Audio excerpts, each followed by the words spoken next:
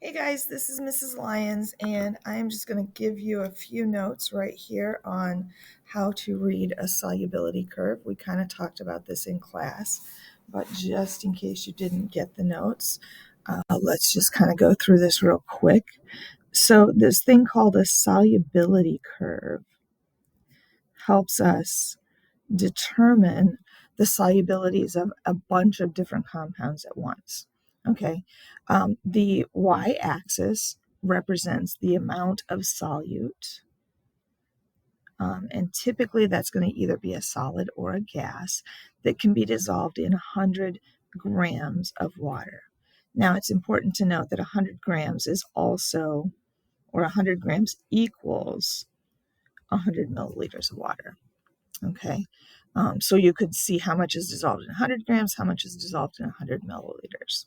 Okay, this is a solubility curve. Okay, if we get it, and I'm going to show you down here what I mean by all of this, but if we graph a point and it turns out to be above the line, that's what we call a supersaturated solution.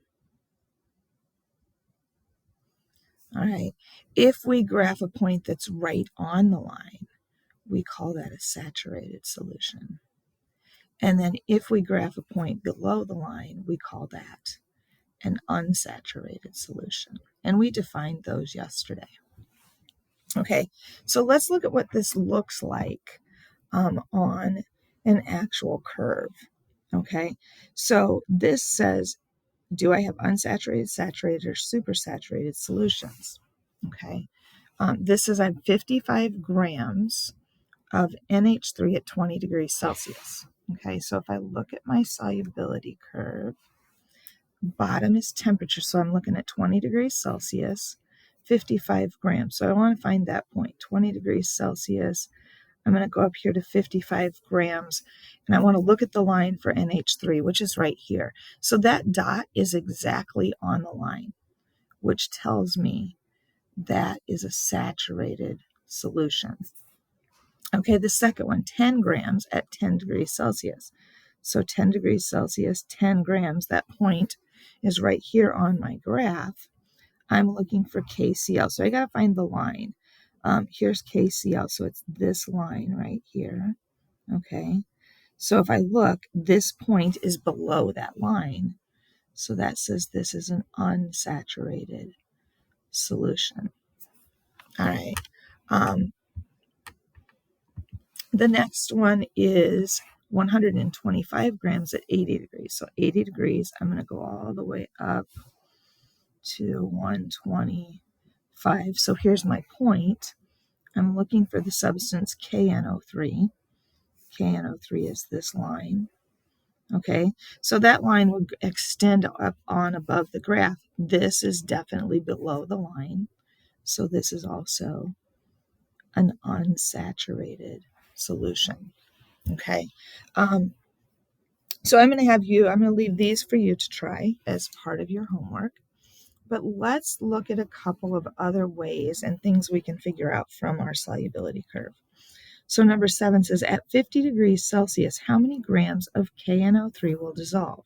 Okay, so what I need to do for this type of question, I need to look at 50 degrees and I need to find KNO3. So I go 50 degrees, I go up to the line for KNO3. It's right here, and I'm going to read over here the number of grams. And this is going to be an approximation. So I'm going to say about 85 grams. Whoops, that's not where I want this. About 85 grams. Now, if you said 83, 87, 84, 86, that would be fine, okay, because it's an estimate. Okay, here's a different way we can look at it. If 25 grams of NH4Cl is dissolved at 50 degrees, so let's look first at these points, 25 grams at 50 degrees.